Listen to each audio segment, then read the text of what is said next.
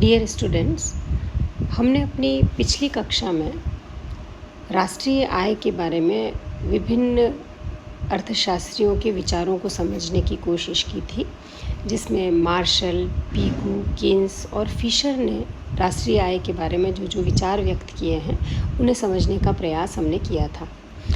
आज हम राष्ट्रीय आय और उसकी विभिन्न अवधारणाओं के बारे में जानने की कोशिश करेंगे कि राष्ट्रीय आय की अलग अलग अवधारणाएं क्या हैं, किस तरीके से राष्ट्रीय आय का आकलन किया जाता है। सबसे पहले मैं आपको बताना चाहूँगी कि भारत की जो राष्ट्रीय आय समिति है उसके अनुसार राष्ट्रीय आय से हमारा अर्थ है कि एक निश्चित अवधि में वस्तुओं और सेवाओं की मात्रा को जब बिना दोहरी गणना किए मापा जाता है तो उसे हम किसी भी देश की राष्ट्रीय आय कहते हैं।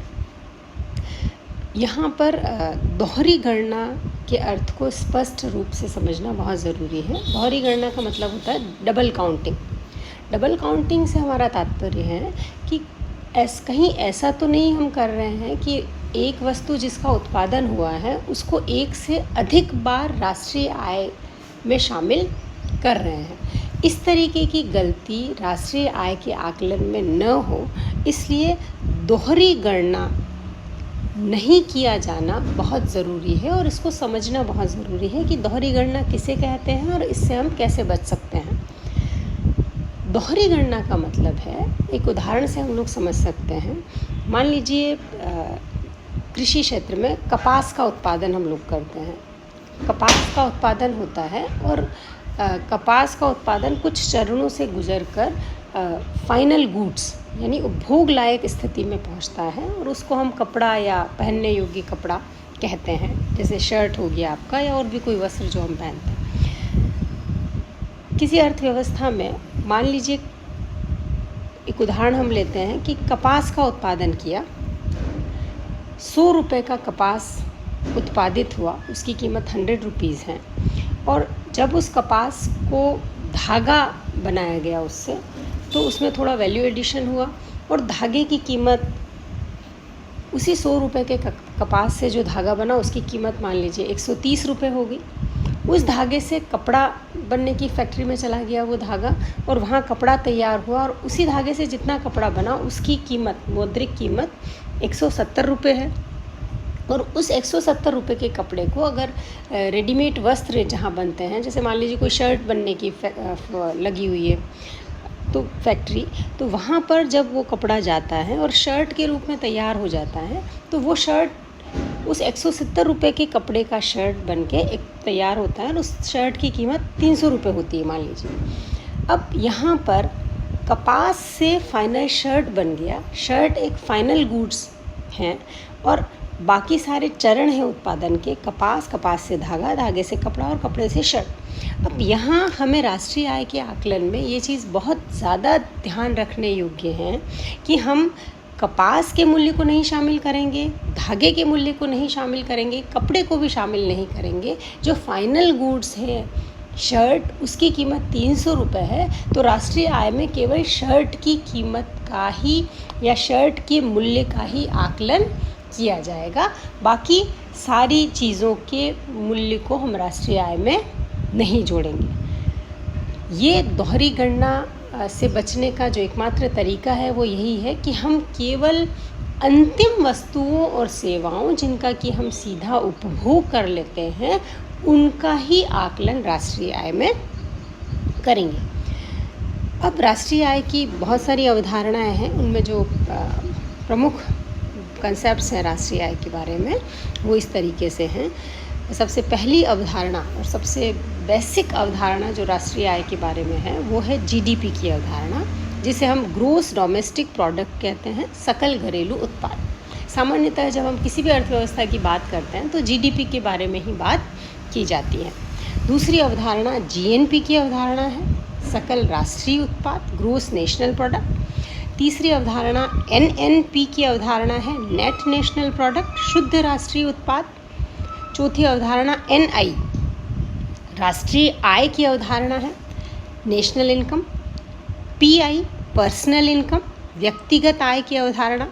और DI डिस्पोजेबल इनकम, उपभोग की आय की अवधारणा। इन सारी अवधारणाओं के बारे में हम डिटेल में पढ़ेंगे। सबसे पहली जो अवधारणा है वो है GDP की अवधारणा। GDP किसे कहते हैं? GDP का अर्थ होता है कि किसी भी देश की सीमाओं के भीतर, उसकी भौगोलिक सीमाओं के भीतर जो भी संसाधन उपलब्ध हैं, उन संसाधनों से जितना भी उत्पादन एक वर्ष भर में किया जाता है, उस उत्पादन के मूल्य को हम GDP में सम्मिलित करते हैं। GDP में उपभोग, विनियोग, सरकारी व्यय, इन सब चीज़ों को जोड़कर GDP की गणना की जाती है। GDP एक बहुत ही बेसिक अवधारणा है, बुनियादी अवधारणा है, और इसमें भी जो ध्यान रखने योग्य बात है वह अंतिम उत्पादित वस्तुओं और सेवाओं का बाजार मूल्य ही आकलन किया जाता है, अर्थात फाइनल गुड्स और सर्विसेज का मूल्य आंका जाता है GDP में। मध्यवर्ती वस्तुएं, जैसे कि अभी हमने बात की, उनका आकलन, जैसे शर्ट के लिए मध्यवर्ती वस्तु क्या है? धागा, कपड़ा, इसका आकलन हम राष्ट्रीय आय में नहीं करते हैं। जो फाइनल कंज्यूम कर लेते हैं गुड, उसी का आकलन किया जाता है। मान लीजिए कुछ लोग कपड़ा खरीद लेते हैं सीधा और खुद स्वयं उसको पहनने योग्य कपड़े में कन्वर्ट करते हैं, तो ऐसे में कपड़ा फाइनल गुड्स हो सकता है। GDP में जो ध्यान रखने योग्य बात है, वित्तीय क्रय विक्रय GDP में सम्मिलित नहीं होते। वित्तीय क्रय विक्रय का मतलब होता है जैसे शेयर्स हुए, बॉन्ड्स हुए, ऋण पत्र हुए, इनका लेन देन GDP में शामिल नहीं होता। क्यों? क्योंकि ये सब एक फर्म से संबंधित होते हैं, फर्म की आय का ही एक भाग होते हैं, और चूँकि किसी भी फर्म उसके उत्पादन को हम वैसे ही राष्ट्रीय आय में जोड़ चुके होते हैं, तो वापस इसकी खरीदी बिक्री, एक से दूसरे व्यक्ति के पास में इसका हस्तांतरण होने को हम राष्ट्रीय आय में शामिल नहीं करते हैं। सरकारी हस्तांतरण भुगतान भी राष्ट्रीय आय में शामिल नहीं किए जाते हैं। सरकारी हस्तांतरण का मतलब होता है पेंशन हुआ, बेरोजगारी भत्ता हुआ, इस तरीके की चीज़ें भी राष्ट्रीय आय में शामिल नहीं होती हैं। और निजी हस्तांतरण भुगतान भी राष्ट्रीय आय में शामिल नहीं होता। निजी हस्तांतरण भुगतान का अर्थ है कि मान लीजिए कोई स्टूडेंट बाहर कहीं पढ़ रहा है, उसको अपने पढ़ाई पे जो भी खर्चा हो रहा है, उसको जो भी फ़ीस देनी होती है, वो सब राष्ट्रीय आय में शामिल नहीं होती। क्योंकि वो अपने फैमिली से, अपने पिता से ये सब चीज़ें, वो ये पैसा लेता है और अपनी फ़ीस स्कूल में, कॉलेज में, जहाँ भी वो पढ़ता है वो दे देता है। तो ये भी एक तरीके का हस्तांतरण ही है, ये उत्पादन नहीं है, न ही किसी की आय है। तो ये भी राष्ट्रीय आय में निजी हस्तांतरण भुगतान और सरकारी हस्तांतरण भुगतान राष्ट्रीय आय में शामिल नहीं किए जाते हैं। तीसरी जो एक चीज़ है वो है पुरानी वस्तुओं के क्रय विक्रय की गणना भी राष्ट्रीय आय में नहीं किया जाता। जैसे मान लीजिए अगर कोई पहली बार कार खरीद रहा है या घरेलू कोई ऐसा सामान खरीद रहा है, तो वो तो राष्ट्रीय आय में शामिल होगा, लेकिन उसने 5, 7, 10 साल तक कार का उपभोग कर लिया और उपभोग करने के बाद उसे किसी और को बेचा, तो वो राष्ट्रीय आय में शामिल नहीं किया जाता है। केवल आर्थिक क्रियाओं का ही, इस सब के मूल में यही बात है कि केवल इकोनॉमिक एक्टिविटीज़ को ही हम नेशनल इनकम में शामिल करते हैं, अदरवाइज़ हम राष्ट्रीय आय में शामिल नहीं करते। जो भी इकोनॉमिक एक्टिविटीज़ नहीं हैं उन्हें राष्ट्रीय आय में शामिल नहीं करते। भारत के लिए एक अपवाद हो सकता है, क्योंकि भारत में बहुत सारे लोग कृषि क्षेत्र से जुड़े हुए हैं, बहुत सारे किसान जुड़े हुए हैं, और वो काफ़ी मात्रा में जो भी उनका उत्पादन होता है वो स्वयं उपभोग के लिए कुछ हिस्सा अपने पास सभी किसान रखते ही हैं। तो ऐसे में वो चीज़ भारत में राष्ट्रीय आय में जोड़ी जाती है। अन्यथा कोई भी नॉन मॉनेटरी ट्रांजैक्शन जिसमें मुद्रा का उपयोग नहीं हो रहा है लेन देन में, वो राष्ट्रीय आय में शामिल नहीं की जाती। अगला जो कंसेप्ट है राष्ट्रीय आय का, वो GNP, gross national product. Gross national product से हमारा तात्पर्य है जहाँ GDP का मतलब है पूरे देश की सीमाओं के भीतर उत्पादित होने वाली वस्तुएं और सेवाएं। वहीं GNP में, GDP के अंतर्गत, GDP में अगर हम विदेशों से प्राप्त आय को जोड़ देते हैं तो जीएनपी का आकलन किया जाता है।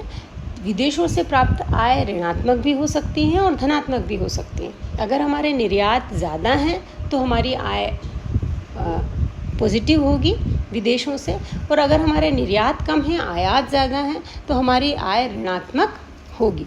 अगर ऋणात्मक है तो वो जीडीपी से माइनस हो जाएगा, और धनात्मक है तो जीडीपी में जुड़ जाएगा। तो ये निर्भर करेगा कि विदेशों से हमें व्यापार में, विदेशी व्यापार में हमें लाभ हो रही है, हानि हो रहा है, क्या कंडीशन है, वो उस पर डिपेंड करता है। इसलिए जीडीपी जीएनपी से ज़्यादा भी हो सकती है और कम भी हो सकती है, और अगर शून्य आय है तो ऐसे में जीडीपी और जीएनपी दोनों बराबर भी हो सकती हैं। तो जहाँ जीडीपी में केवल हम डोमेस्टिक घरेलू उत्पादन को शामिल करते हैं, वहीं जीएनपी में हम घरेलू के साथ साथ विदेशों से प्राप्त होने वाली आय, लाभ अथवा हानि जो भी हो रहा है उसको भी राष्ट्रीय आय में शामिल करते हैं। इसको इक्वेशन के रूप में हम इस तरीके से लिख सकते हैं, GNP is equal to GDP plus X minus M. X यानी एक्सपोर्ट, एम यानी इम्पोर्ट। एक्सपोर्ट और इम्पोर्ट का जो डिफरेंस है उसको जीडीपी में जोड़ दिया जाता है। तो इस तरीके से ये दोनों मूल अवधारणाएं हैं, जीएनपी की अवधारणा और जीडीपी की अवधारणा। धन्यवाद।